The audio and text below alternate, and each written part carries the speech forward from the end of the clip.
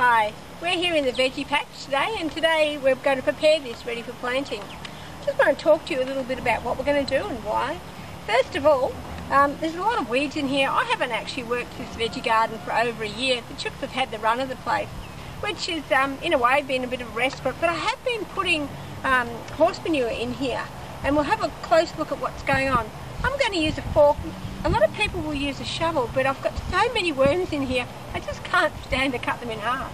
So anyway, I'm just going to pull some of these weeds out. And I just usually find if you just loosen them up with a fork, and then you can just shake them off, and they come out beautifully. And for me, I like to actually just chuck them in the compost bin. A lot of people say don't put weeds in the compost bin, but if you compost them down properly, it's not really a problem. Weed seeds, on the other hand, can be a problem, but we'll talk about that another day on another video. So I'm just going to throw all the weeds in here, and I'd like you to come down here and have a quick look at this soil. It's amazing. Here's some of my little friends. Look at this. Absolutely wonderful. Chooks will be in here in no time. Also, you can see the rotted horse manure. There's, which is just, this is fantastic. This is what you really want. It's just wonderful. But also, you'll notice this is quite composty. And in order for all the little microorganisms to break down the compost, they really chew up the nitrogen. So we're going to replace that nitrogen with some blood and bone. Another good reason for using a fork is it tends to break up the soil quite open and make it very easy to get those weeds out. So this is buttercup. Tends to grow where it's quite damp, but it's one you need to get the whole thing out. They travel a bit like strawberries, they send off runners. I was just hoping we could see a runner here, but they do send out a runner and then they send up little plants like a strawberry does. They also seed, so they're a double whammy. So get them out, and if you can keep an eye on them, get them out before they flower. This bag's way too heavy to drag around, so I'm just going to split some open and pop it in my bucket.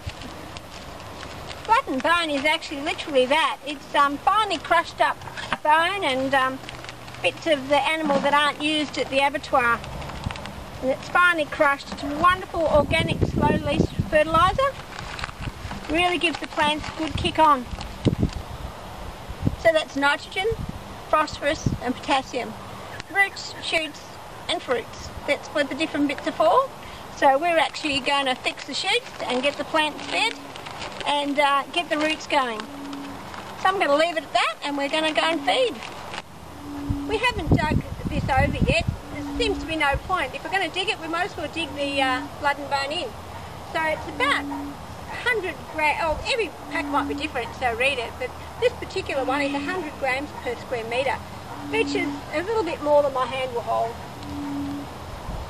We're just going to spread it out around. Particularly good for really compost-rich soil. Because if you remember, the little microorganisms that are in the soil that break down the compost really thrive and eat up all the nitrogen.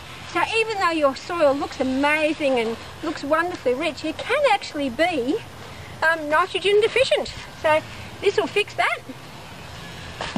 Now I've just got a little example here. You might have a lovely prepared garden that's all ready to go, and if you have, then all you have to do is just rake it in a bit. Give it a water. Always water it in, and don't put it directly on your plants. This bit, because this soil hasn't been dug, we're just going to dig it in. Now don't put this directly on your new plants. It's simply too strong, and it will actually probably burn them. So just don't do that.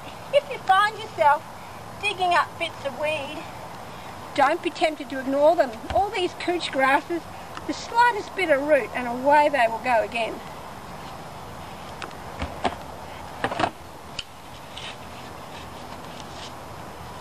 So that blood and bone will be going right down deep into the soil here, which will be just wonderful. If you've already blood and boned your plants and you've got it on the actual plants, just grab some water and give it a good wash off. Don't leave it on there. I'm very excited about the worms in this area because when we came here you could dig for an hour and literally not see them. But with compost and chook poo, there is worms everywhere. Come and have a look. I'll just do a random scoop and you'll see. Just random scoop. There's a worm, there's a couple. And there's one of those pesky roots I told you about. Don't be tempted to leave them, you'll regret it. Some of you might wonder why I left this compost bin in my veggie garden. What I like to do, and I don't think it's lazy, I think it's smart. I lift up the whole compost bin and just leave a giant pile there. Chook, come in, move it around for me, then I spread it out how I'd like it. Yes, they get a few worms, but there's so many worms and worm eggs, and you can see the amount of worms I have. I'm not worried about that. And that will replenish this garden bed. And I can also, what I'll do is move the compost to a next spot, and all the different bits of organic matter and the ends of the plants, all the dead stalks and things will go in the compost, and I'll start the process again. Not only have I left my compost bin in my veggie garden, I've also got this wonderful blackberry. It's a Himalayan blackberry, and I've blood and boned around it, and I don't want to dig down deep because I'll damage the roots. So I'm just going to give it a bit of a scrape around.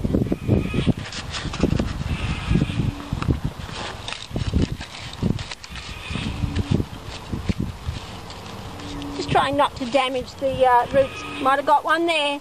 So I'll just bury him back down.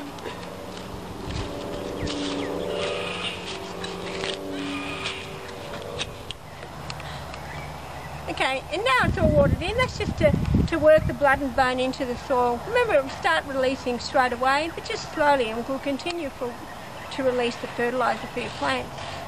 One thing with the water, be really careful not to wet your container of blood and bone. I had the most unfortunate thing of doing this once, and I went back to it a few weeks later, and it was crawling with maggots. It's quite revolting. So what I did was boil up a giant pot of water and made myself maggot and blood and bone tea for the garden, but it's really best just to store your blood and bone somewhere dry and keep it away from water. So if you'd like some more revolting facts and find out more about gardening and just follow what we're actually going to plant here and follow my compost bin, then just push the subscribe button and you'll get a little message when I have my next video. Share this with friends, especially gardeners. All of us gardeners love to find out more.